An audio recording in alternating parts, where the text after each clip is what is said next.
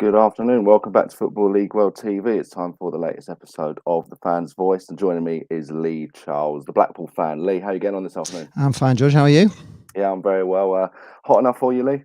It's just nice and warm, isn't it? Don't need the central heating on in Blackpool. It's fantastic. Yeah, well, I see you're right by the seaside as well, so you've got Yeah, I know perfect it's lovely. location for this weather. It's a bit like waking up and being abroad, isn't it? But we're all Certainly going is. to die apparently, so we can't handle it. It's unbelievable. You can go on holiday to Italy, Spain, wherever, can't you? Abroad, and we all come Mm, back quite happy and tanned, and yeah, a bit of heat in our country, and that's it. We're on standby. yeah, So yeah, certainly no, is. no, I am enjoying it. Good stuff. Yeah, red warning, but we're talking tangerines this afternoon. Yes, yeah. Blackpool fans, get in touch with us across Facebook, YouTube, and Twitter for the next 20, 25 minutes or so. We are live. Let us know how you're feeling about the championship season coming up. Let us know, of course, how you feel about Michael Appleton as well, come in and replace Neil Critchley. Mm, Lee, let's start with that. I think that makes yeah. sense. What's happened Mm, over the summer? Neil Critchley's obviously left. He's gone to Aston mm, Villa. yeah. Come as a bit of a shock, I think it's probably Yes. fair to say. What was your Yeah. reaction when the news first broke? We just gone away for a few days to Lincoln, and it was a beautiful day, and we're just sat outside this bar, just about to have some tea, then Jane saw this thing, like alert, sort of news at Blackpool FC, and you kind of know when it does that it's some sort of bad news. And we Mm, opened it, and it just says, Neil Critchley has left to go to Villa with Gerrard, and we were just like, unbelievable. It's a weird one, really, because Critchley was untried. He came to Blackpool. He didn't start off very well. There was always a bit of an undercurrent of Critchley out mm, at the start, and then he got us promoted. And even then, fans were, some fans. There was a lot of things that he did that they didn't like. For instance, he would change a winning side, which my dad would always say, never change a winning side. It's a kind of it's like a mantra, isn't it?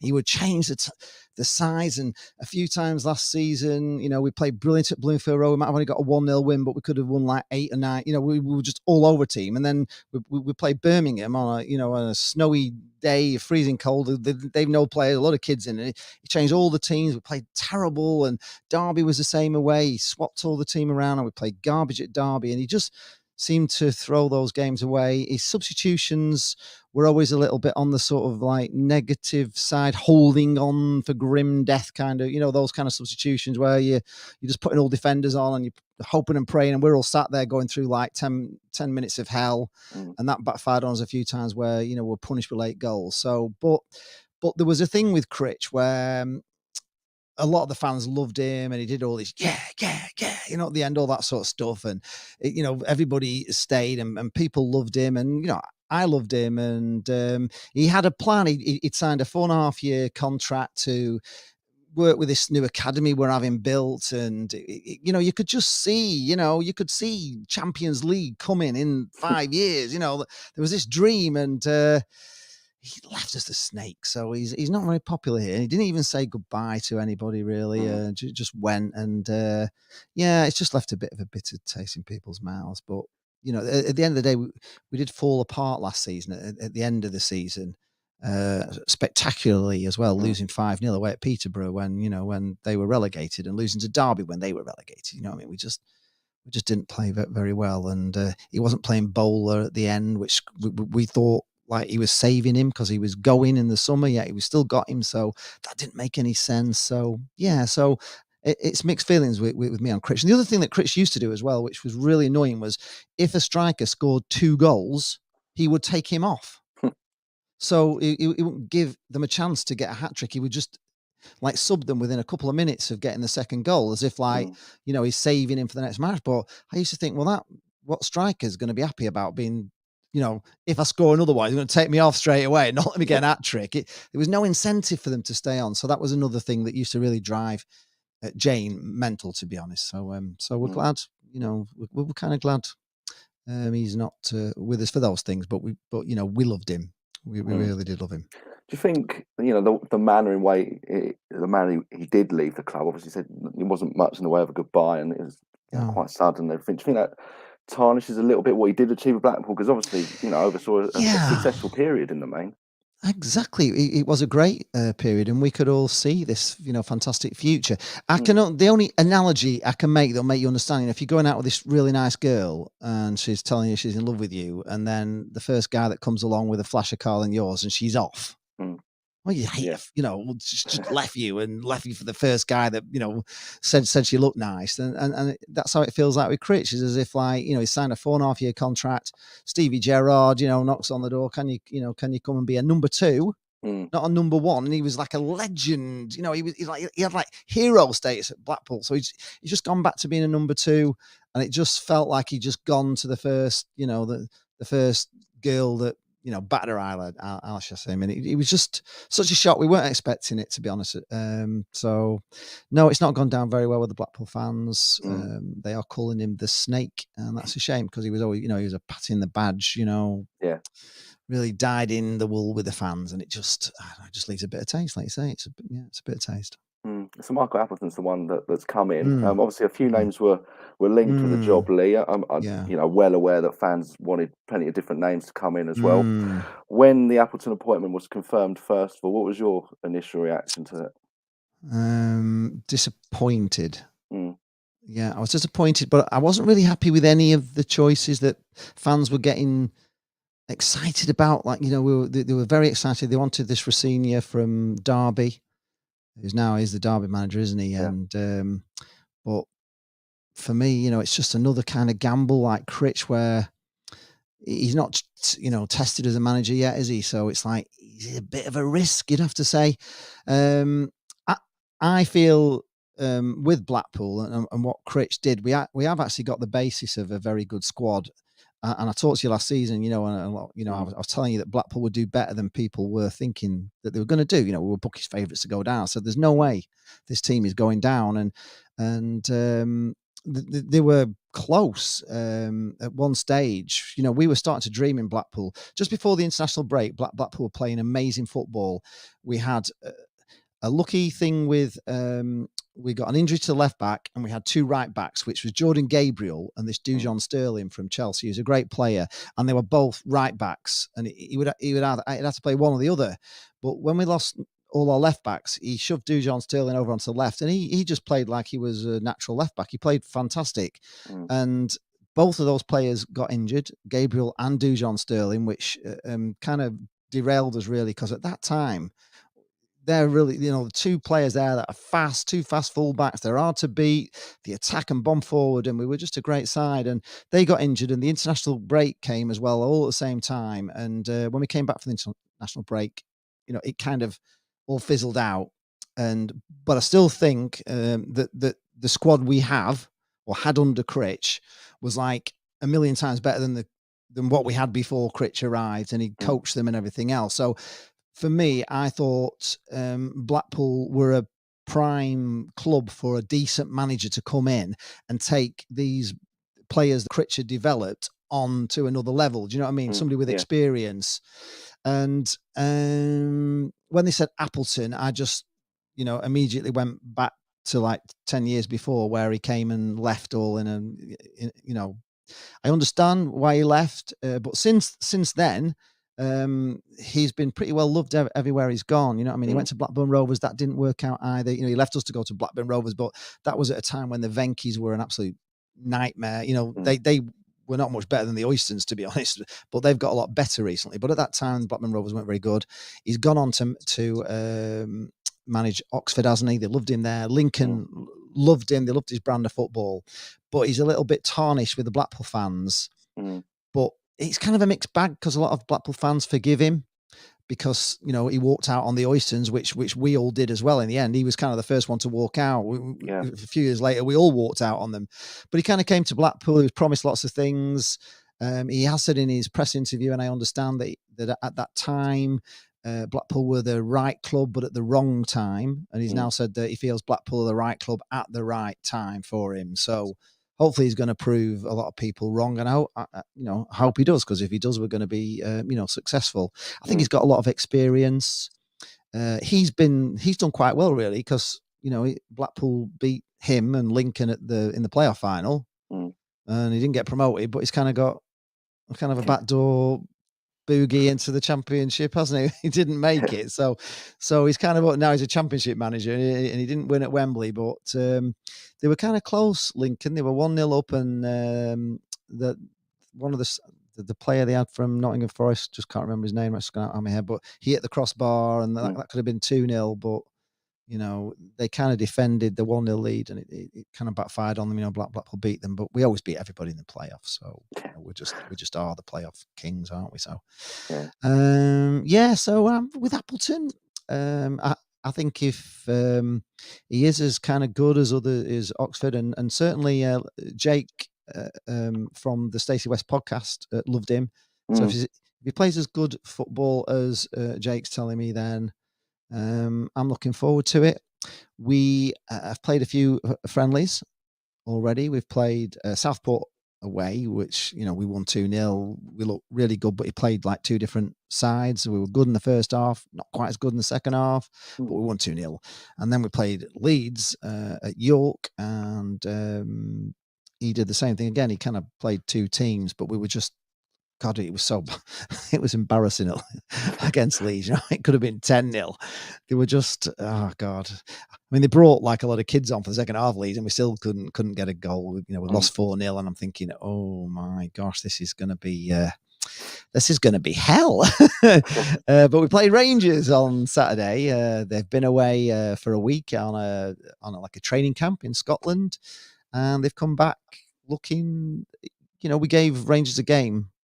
We lost 2-1, but first half we could have been a couple of goals up, and Rangers have just been in a European final, so they're no mugs, you know what I mean?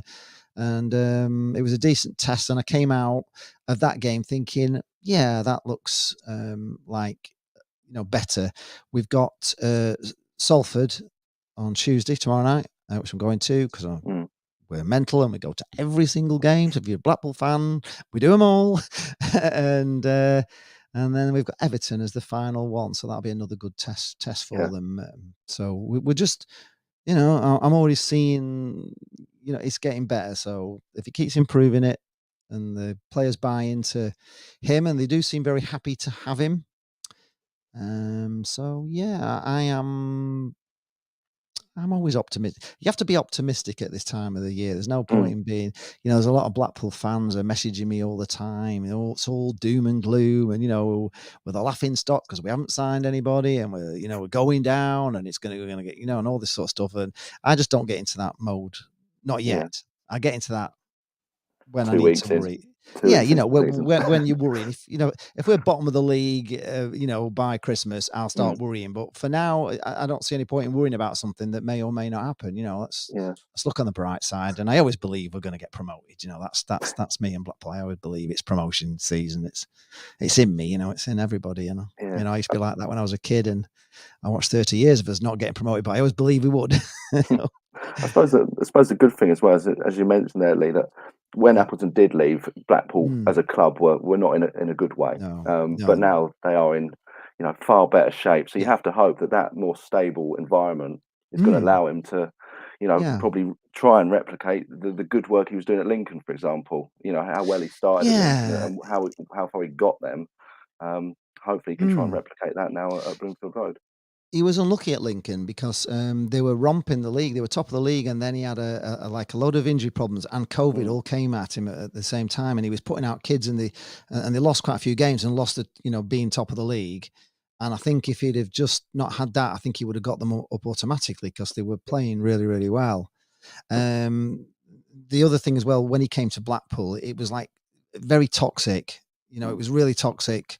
Holloway just left, and the fans, it was the start of a lot of disgruntlement because news had come out that the Oysons had taken all this money out of the Premier Leagues. They paid themselves 12, I think Owen Oyson paid himself 11 or 12 million, and then other monies had been siphoned off into Oyston companies with the promise that it could be loaned back if needed, and we all knew that was just like never going to happen. So there was a lot of a bad feeling at the game, and he's been back to Blackpool a few times as a manager since, managing other clubs, and he's come and he's like, can't believe the difference of what it's like at Blackpool now to when he was there. So if the fans do get behind him, he'll do well. But if he gets off to a bad start, because a lot of people are really ready to stick the knives in. There is Mm. a lot of that feeling, and I get these messages all the time, so I know it's there. And if he does get off to a bad start, it could unravel very quickly. So for me, he seems a nice guy. I like him. I like what he says.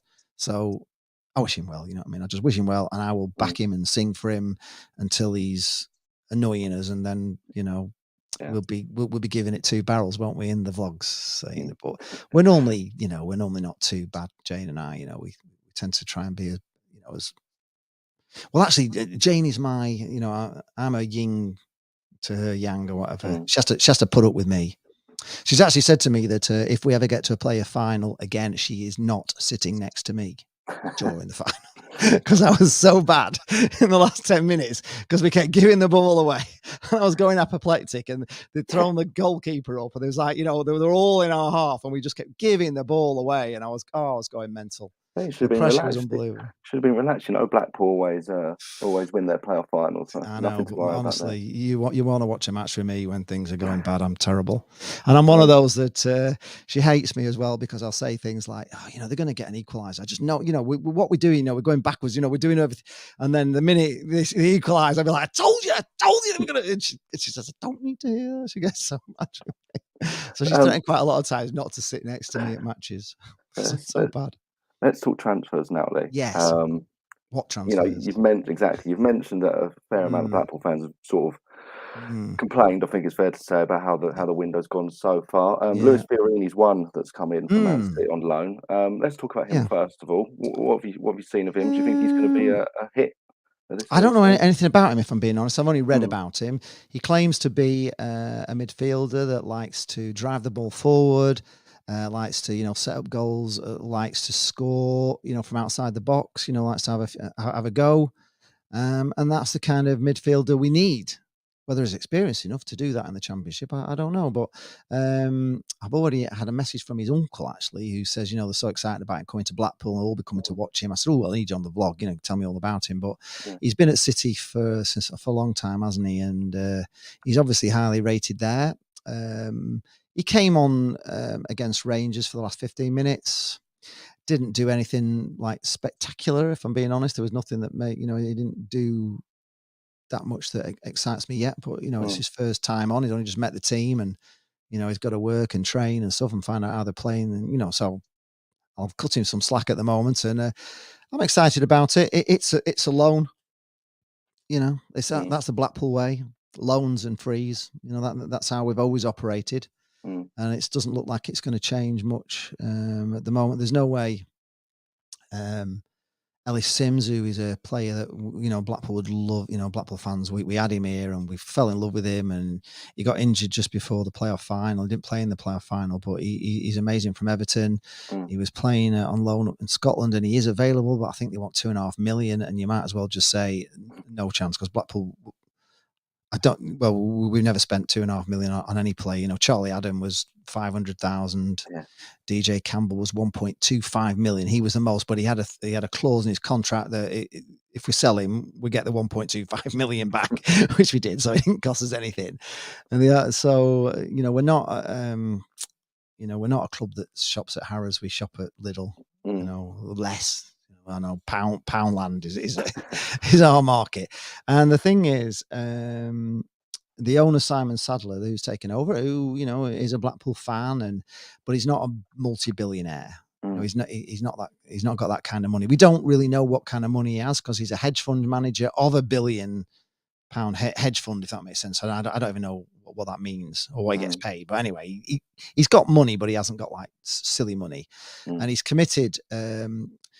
Because he's a Blackpool fan, and he sees the things that I see that drive me nuts.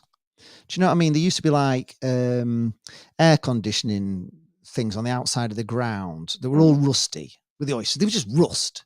Yeah. If that was on your house, you'd have to fix it, wouldn't you? You know what I mean? If your gutter's falling off your house, you've got to go and repair it, haven't you? If your drain's got leaves, whatever it is about your house, if something needs painting, you do it, don't you? 'Cause it drives you mental. Well, he's, taking over this stadium, which the Oystons just seemed like they were letting fall to bits. You know what I mean? There was I don't know, a bus had bumped into one of the posts and knocked the bricks off a bit, so that was all Yeah. hideous, and something had been in and bashed the soffits underneath where you walked, and there's just rust everywhere, and so all the white, all the stadium was well, the most of the stadium, the sort of temporary stadium they did was made from the metal that doesn't rust, anodized steel, whatever it is. And then the rest of the stadium was built with the cheapest steel ever. And all the white Mm. things, all the things that stick up, were all like rusting to bits. So he's sorted all them out. He's been spending loads of money on the pitch, which was, we used to sing "We're Blackpool FC, we play on the beach," because by the time we got into the winter, it was just sand everywhere because it was just horrific. So he's been fixing the pitch. He's actually, this year, they've done extra work with the drainage, and they've also done the first 6 yards stitched in, the stitched in grass, to try and stop the problem that they get where the keepers are warming up, with the nets by the side of the goal. So to get rid of all that, to make that. So that's an experiment. And if that works, they're going to fully do it stitched in next season. So we'll see how that goes. Mm. And it's just done loads of little things around the ground that make you think, we're moving in the right direction. But he's also committed to the two real bugbears with Blackpool fans have been, and Blackpool managers and Blackpool players, is number one, the training ground, which has been down at Squires Gate since Stanley Matthews was here. And it's a terrible place because it's like really windy. It's more or less on the seafront. It's just windy. And there was just I went down to do a video with the Blackpool Supporters Trust because they were volunteering to kind of tidy it up a bit. When we came back, and they were just in metal porter cabins, and they had an ice bucket which was like a big bin that they just went in outside. And oh my god, honestly, it's just the worst thing ever. So they've spent quite a bit of money on making that better. They've put some bigger sort of temporary buildings in, prefab buildings, and they've got physios in there now, and and they put a 4G pitch in as well for winter time and stuff. But they've secured land now for a proper training facility, training ground, and that's to improve the academy, because we're not a level 1 academy, we're like a level 3 academy. And if you're only a small academy, you don't get to play City and United and Liverpool and all that. So if you can go up in your academy, then you are playing the Cities and the Liverpools and all that, and your boys play better players, and that brings them on. You get the picture. So Blackpool, because they're not spending a lot of money, they want this training facility so they can really work on the youth coming through, because I can't remember the last time we had a player really come through. So there's that, and there's also, of course, as you know, Blackpool has got a temporary stand on the east side, which the Oystons did because they had to do for the Premier League. They just had to do that. We had no press facilities, nothing, and through the summer they had this. It's pile driven in, so it wasn't like the old Gene Kelly's Singing in the Rain stand that we had, which was like a golf stand. It's a proper stand, but it's still temporary with stanchions down, and it needs finishing off. And all the seats are on stanchions. So there's nothing behind. You can't put anything in it, a restaurant and some sort, something to make money out of. So it's just but to build that, we have to demolish the houses behind on one side of what's called Henry Street. So there's a lot involved. All the plans have been passed, and so it's there, but I think they've got to do it within 5 years, before they lose all the plans and everything that's been agreed. So I think there's a commitment to something like 30 million for the training ground, and probably the same again for the main stand. And he's committed to doing this because it annoys him just as much as it annoys me and everybody else, because he's a Blackpool fan. So he has stated that, because of this and the fact they're going to do this training ground, they're going to do the stand, that they haven't got the money, to pump into the squad, and it's kind of most reasonable Blackpool fans, get it, and they're not getting too irate about it. But a lot of Blackpool fans are kicking off, "What, again? No money? He's not spending money on players and blah blah blah. We're getting 6 million from the Championship, and he's not even spending that. And he's taking all the money away. But he told you how much he has to pay. So so I'm kind of with him. I'm with him, if you know what I mean. I'm behind him. Okay. Hope that works out. But with regard transfers, if they're not free, we won't be paying big fees. So No. if anybody's chasing a player with us and we're looking at somebody and I don't know Reading or whatever looking at him, then we're not going to get him because Mm, we're just not going to pay the money. And but you do pick up some great players on frees. It's especially towards the end. When they haven't got clubs. So people like Kenny Dougal, who's been amazing at Blackpool. He was free. mm, Gary Medine was free. He came on a free, and Cardiff signed him for 6 million, but we got him on a free. So we sing about the fact we got him on a free. Kevin Stewart, who was Liverpool, mm, he came on a free, but he's a bit injury prone. Richard Keogh, which he's a legend here already, but obviously he's not liked because of the troubles he had. But mm, he's a lovely guy, you know what I mean? He's a lovely guy, and but he's another one that's a bit sick now. He's getting on a bit now, so it's whether he can mm. last a full season. So we do need strengthening. I know you're going to ask me where I think we need strengthening. Yeah, let's go on So, to that now. Lee. yeah, Where with Blackpool's obviously limited resources. where's the Um, weaknesses? Sort of. Well, it's first of all with regard to strikers. I think we've actually got some pretty good strikers in Gary Medine and Jerry Yates and Shane mm, Lavery, but they weren't getting great service, and Critchley, had a habit of like not giving them a run. mm, You got to give strikers a run in the team, so they get the confidence up. And he would be changing Jerry Yates in and out of the team last season. I bet Jerry Yates is glad to see the back of him, to be honest. And I'm hoping that those players do come through. We've got Bez Labala, who is back in the team now after the problems he had. So he's back in. So he's like a new signing. And I think we're probably good enough. I would love to get another big striker.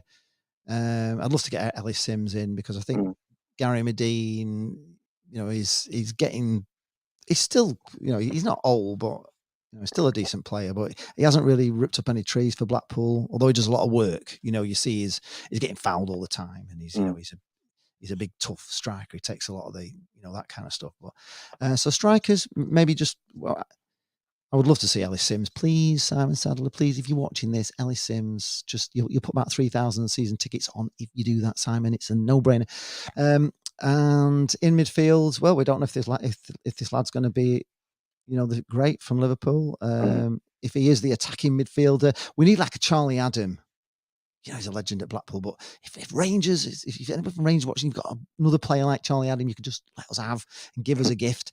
We'd take that because Charlie Adam, that player that drives the ball from midfield and goes mm, at, is what every fan wants to see. Don't you want to see your midfield take it to them, don't you? Instead of passing back and passing sideways, and you want to see somebody with a bit of balls, for want of a better word, who can go forward and mm, beat players. Defensively, I think that's our weakness at the moment. Definitely a weak link. We haven't got a left back yet, and we mm, started off last season without a left back. So similar thing. Gabriel is still not ready yet. He's still suffering with the injury he got, so he's not ready to start yet. He hasn't started any of the pre-season, and he's a great right back who we got from Nottingham Forest. And then we've got two main centre halves who are Marvin Epiteta, who I don't think will keep in the end because he's just too good for this team. Honestly, mm, I shouldn't even talk about him really. If any Arsenal or whatever looking, I never mentioned the word Epiteta. It's hard to say. You wouldn't want him in your team. It's 2 million letters for the back of your shirt, so you don't want him. Richard Keogh is the other centre half, and I tell you what, I imagine he was just class when he was younger. You know what I mean? He's lost a yard of pace, but he's still his positioning and everything is top.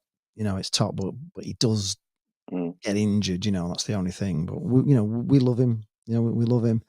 So another centre half would be handy, and I think if we did all that, I think we're not bad anyway. If I'm being honest, we're not. We were good last season. We weren't bad by any stretch of the imagination.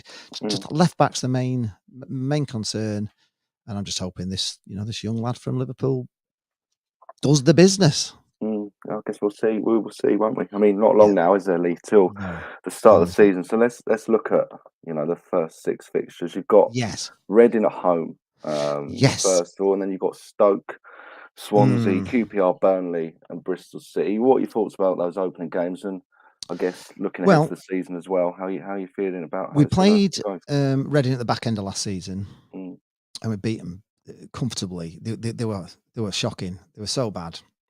They were lucky to stay up. Actually, if it hadn't have been for like Derby having all the massive point deduction, they would have gone down.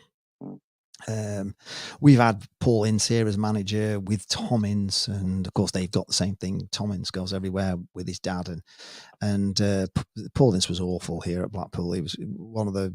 He's not a popular manager with Blackpool fans, and I kind of have sympathy for Reading fans that they've got him. So I think we should.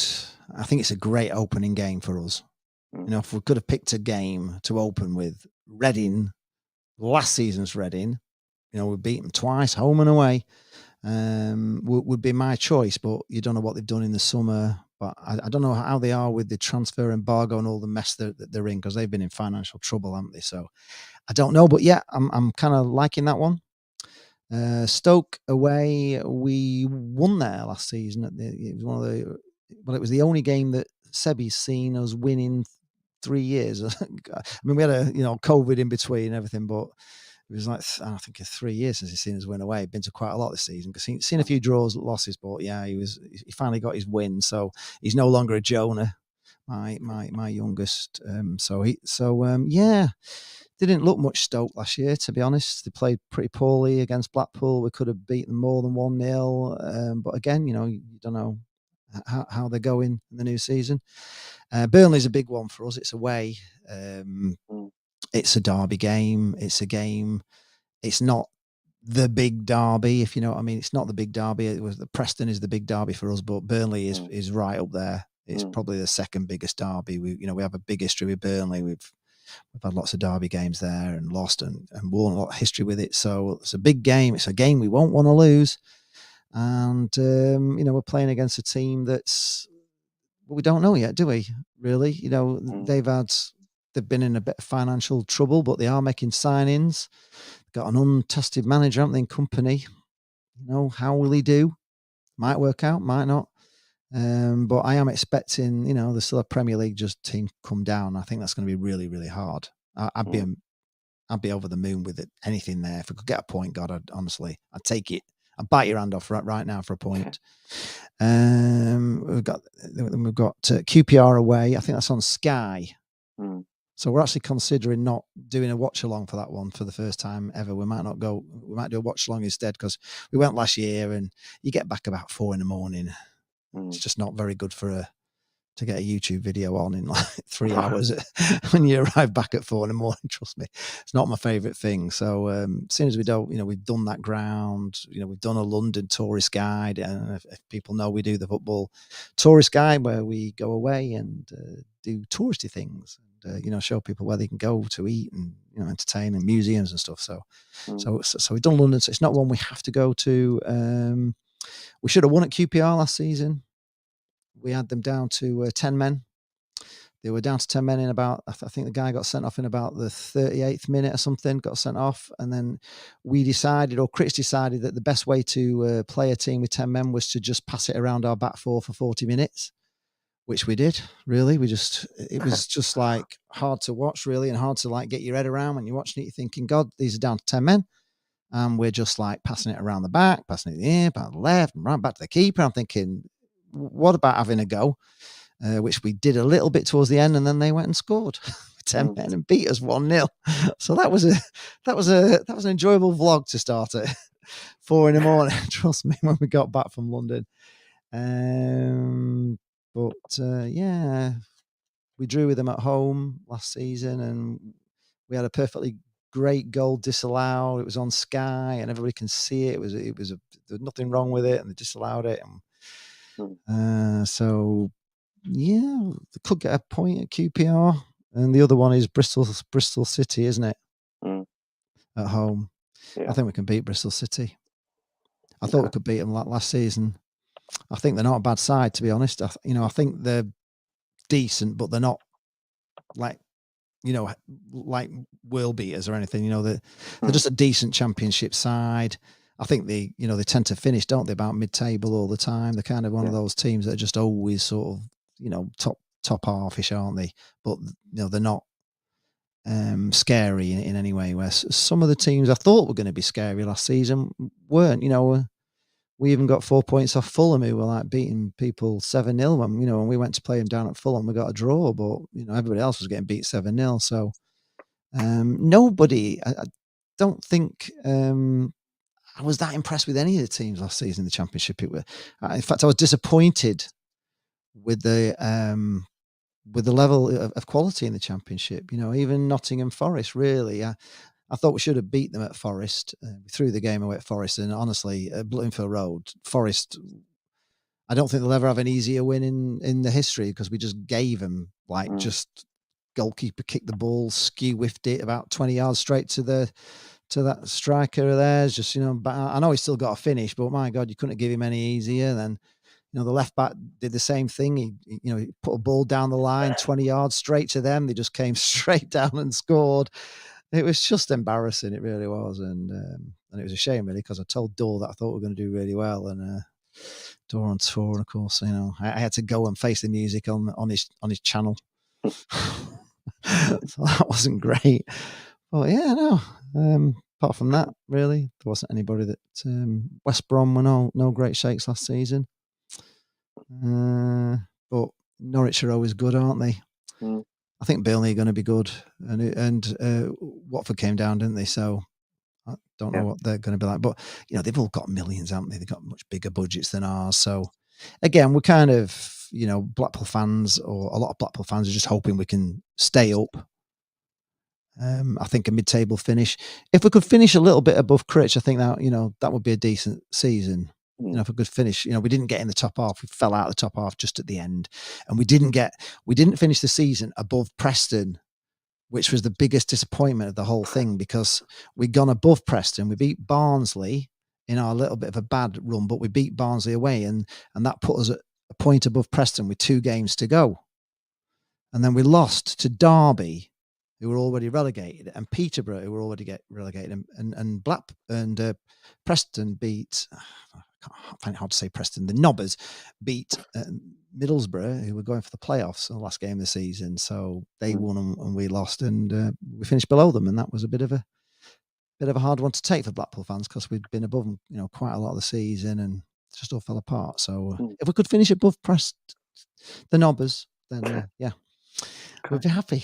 We'd be very happy. We'll see what happens then. We'll see what happens. Yeah, mate. it's going to be a roller coaster. It always is.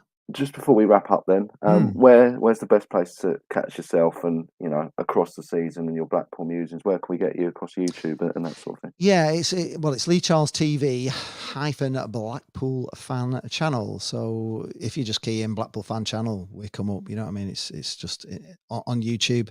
You can follow me on Twitter at Lee Charles TV. You can follow me on Instagram, which is at Lee Charles TV 2 now, because I have my Instagram account hacked.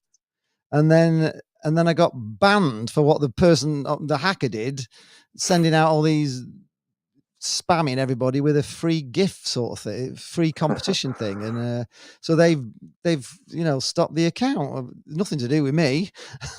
I don't even use it all that often, so I don't know how it got hacked, because I wouldn't click on anything, because it's very rare I actually use Instagram, because I don't really get it, if I'm being honest.